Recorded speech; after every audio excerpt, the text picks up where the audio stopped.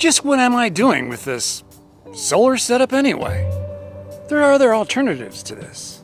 Let's talk about that. Do I need those solar panels to supply me power to my solar setup? Well, currently, yes, I do, because I don't have any other way of charging those batteries.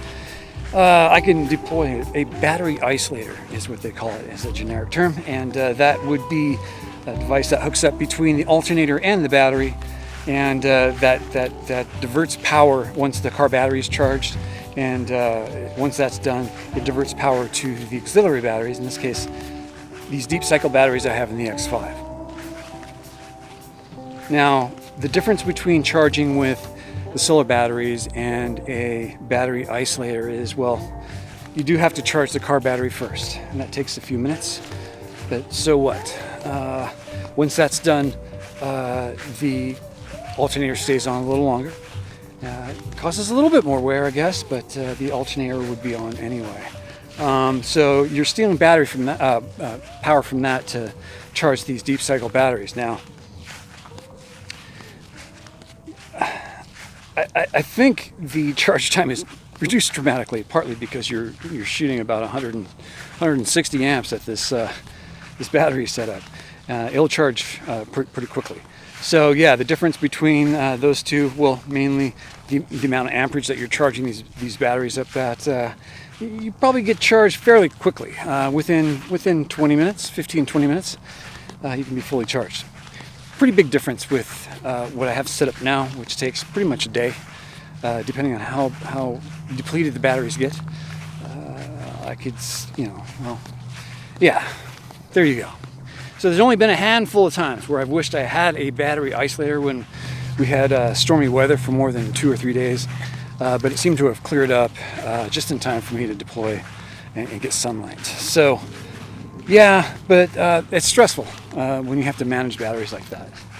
And so I'm thinking about doing that. I'm thinking about deploying a battery isolator. And with my recent events with these solar panels, I think I should look at other alternatives. Something's telling me that I probably should be moving on from this. Now, if I got rid of these solar panels, I would then be reliant on a battery isolator solely. Not a problem, because I travel quite a bit, so charging up charge time should not be an issue. If I run it through my current setup, I think I can run it right through the emergency off switch on my battery setup, so that I can turn the batteries off so that the battery isolator does not charge them. In case I wanted to really deplete the battery, I could just turn that off. I don't know, because then I would turn power off to the fridge as well, so that probably would not work. See, another good reason to actually know your setup. In my case, I install it myself, so the setup is pretty simple and straightforward, but I know it, and I know how to hook it up. So there you go. I'm thinking about taking those out. I'd like some discussion on this. What do you guys think? Should I get rid of these guys? They take up a little bit of room back here, but they're really hot.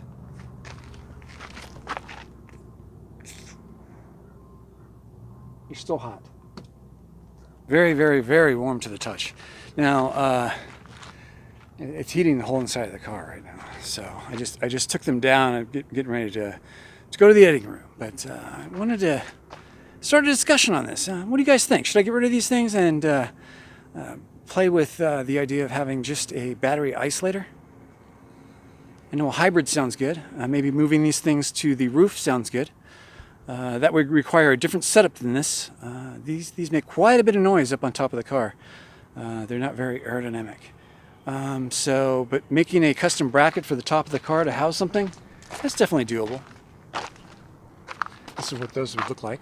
These brackets here are what the luggage rack was hooked up to. Now, these just unbolt right here from the car. You lift this bracket out, and they're like little sockets that this bracket drops into, and it's really a solid connection to the frame of the car. It's not actually just bolted to the outside of the car. It's more of a facade looking thing. Now, what I could do is, you see the center bolt can be removed, and that's what the luggage rack was actually hooked up to. I can actually create my own rack system using these as mounting points, so I can have a removable rack. Now, that rack would probably hold the solar panels. So maybe I have a hybrid system. Maybe I use a battery isolator and have that on all the time, and maybe I can also have the rooftop solar panels. Now, if I did that, I'd probably put a smaller solar panel up there and make a rack specifically for that. I don't know. It's just, work in progress all the time, but having these things in the car, having them fail like they're failing right now. I had to install some brackets to hold the framework together onto the glass enclosure for the solar cells themselves. Yeah, it's just, it's not going to last long if I keep this up. It's 2 years use every day, in and out of the car, multiple times a day sometimes, depending on how many location changes I have and how many times I deploy it. So yeah, it's getting worked. Probably well beyond the specified lifetime of these things. I don't know. Haven't had much luck with customer service, and I'm just moving on. I've repaired them best I can with putting these L brackets in on the inside of the frame to hold the corners together. Seems to be doing fine for what I'm using it for. But yeah, I'm thinking about letting these guys go. I've proven that I can do it. I don't have anything else to prove. It can be done. Are they fragile? Yes, they're fragile. Are they rugged? They're rugged. Are there better solutions? I think so. You can throw fuel at it, which I'm thinking about doing. It's going to save me a lot of headache, a lot of stress relief because of worrying about the weather all the time. I think I'm going to do it. But I'd like some discussion. What do you guys think? Eminence Front X5 and Larry Ward out.